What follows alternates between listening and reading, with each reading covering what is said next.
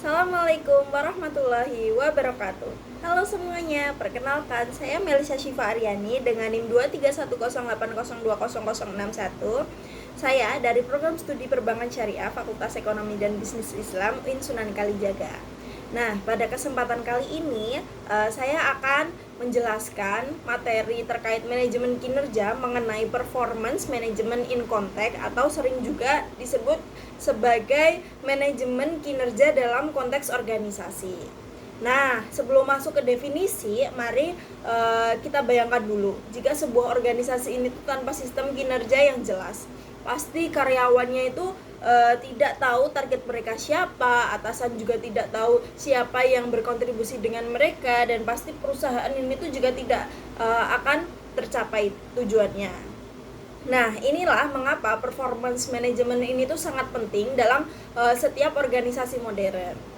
Performance management atau manajemen kinerja didefinisikan sebagai proses berkelanjutan untuk mengidentifikasi, mengukur, dan mengembangkan kinerja mau individu maupun tim, serta menyelaraskan kinerja tersebut dengan tujuan strategis organisasi. Nah, ada dua nih komponen kunci yang perlu kita pahami. Yang pertama, ini tuh ada proses yang berkelanjutan. Nah, apa sih proses yang berkelanjutan ini? Proses yang berkelanjutan ini tuh bukan hanya evaluasi tahunan, tapi juga mencakup proses penetapan tujuan, observasi kinerja secara rutin, serta pemberian coaching dan feedback yang berkesinambungan. Yang kedua, adanya penyelarasan strategis. Artinya, kinerja setiap karyawan dan tim ini tuh harus terhubung langsung dengan arahan dan tujuan organisasinya. Terus selanjutnya ada jika karyawan bekerja keras tetapi tidak selaras dengan strategi perusahaan, pasti hasilnya tidak akan optimal. Lalu apa saja tujuan dari sistem performance management ini? Secara umum ini tuh terdapat dua tujuan besar. Yang pertama, ini tuh tujuan strategis, yaitu memastikan aktivitas dan output karyawan sejalan dengan prioritas organisasinya. Lalu tujuan yang kedua ini tuh adalah tujuan administratif, yaitu menyediakan informasi digunakan untuk pengambilan keputusan terkait gaji, promosi, mutasi, hingga pemutusan hubungan kerja. Nah, dan yang tidak kalah penting, tujuan pengembangannya ini tuh membantu karyawan memahami kekuatan dan area yang perlu ditingkatkan sehingga mereka ini tuh dapat berkembang. Nah, ketika diimplementasikan dengan baik, performance management ini tuh memberikan kontribusi yang nyata bagi organisasi yang sedang dikelola ini. Nah, bagi karyawan, sistem ini tuh memberikan kejelasan tentang apa yang diharapkan dari mereka, serta umpan balik yang membantu mereka ini tuh berkembang. Bagi manajer, sistem ini tuh memudahkan prosesnya, seperti pengambilan keputusan yang adil dan berbasis data. Nah, dan bagi organisasi secara keseluruhan, performance management atau PM ini tuh memastikan sumber daya manusianya ini tuh dikelola secara optimal untuk mencapai tujuan jangka panjang mereka. Namun perlu diwaspadai juga nih, sistem manajemen kinerja yang dirancang atau dijalankan dengan buruk justru akan membawa dampak negatif. Contohnya ada beberapa bahaya, antara lain seperti standar kinerja yang tidak jelas sehingga karyawan ini tuh merasa bingung. Terus ada juga penilaian yang bias atau tidak adil yang merusak motivasi dan kepercayaan. Ada juga proses yang terlalu birokratis sehingga membuang waktu tanpa menghasilkan perbaikan nyata. Ada juga nih kurangnya tindak lanjut setelah evaluasi dilakukan. Akibatnya karyawan merasa proses ini tuh hanya formalitas belakang dan organisasi kehilangan kesempatan untuk benar-benar meningkatkan kinerja dari karyawannya itu.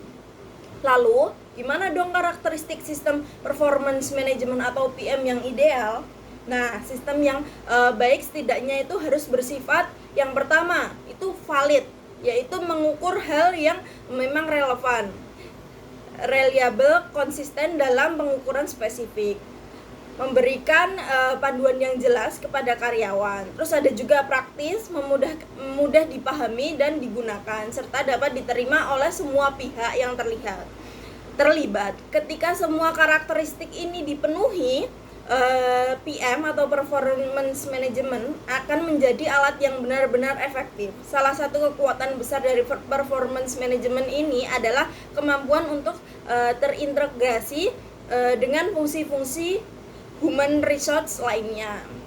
Yang pertama ada nih dalam pelatihan dan pengembangan, hasil performance management ini tuh mengidentifikasi kebutuhan pengembangan karyawan, sehingga program pelatihan ini tuh dapat diarahkan secara tepat dan efisien. Contoh nyatanya adalah perusahaan GE atau General Electric yang menggunakan sistem berbasis aplikasi untuk memberikan feedback secara real time, dan hasilnya pasti akan luar biasa. Beberapa divisinya ini tuh melaporkan peningkatan produktivitas hingga 5 kali lipat. Pastinya produktivitasnya itu akan meningkat. Terus yang kedua, dalam perencanaan tenaga kerja dan manajemen bakat, data kinerja ini tuh membantu organisasi memahami inventaris terletak yang dimiliki, kebutuhan keterampilan di masa depan, serta mendukung keputusan rekrutmen dan pengembangan internal. Nah, yang ketiga, dalam kompensasi, performance management ini tuh memungkinkan keputusan pemberian reward yang adil dan objektif, sehingga terhindar dari praktik kompensasi yang sewenang-wenang. Terus sebagai penutup, kesimpulannya, performance management ini tuh bukan sekedar alat evaluasi belaka. Ia adalah sistem strategi yang menghubungkan kinerja individu dengan tujuan organisasi, sekaligus menjadi fondasi sebagai pengembangan sumber daya manusia atau SDM yang berkelanjutan. Dengan mengimplementasikan ini semua yang dengan tepat, performance management ini tuh dapat menjadi keunggulan kompetitif bagi setiap organisasi.